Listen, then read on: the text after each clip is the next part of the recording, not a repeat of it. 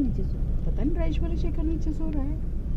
वो जिम गए वो थक के वॉक करके आए ना तब लेट पता गए। नहीं राजेश कह रहा उनका तो लट बज रहा है, मैं वो जाएगी नहीं जाएगी ये पता कौन सा लट बज रहा है? पता नहीं। शेखर ने बोला भाई उसके फोन पे कर लो, मैं तो नीचे हूँ।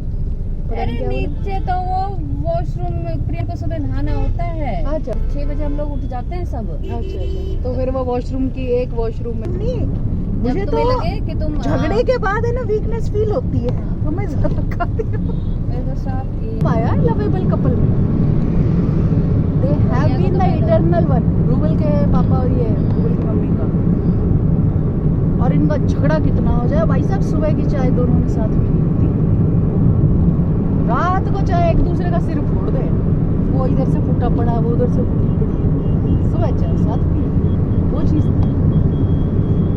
अब थोड़ा सा ये हो गया कि भाई ठीक है क्या हालत है दोनों तो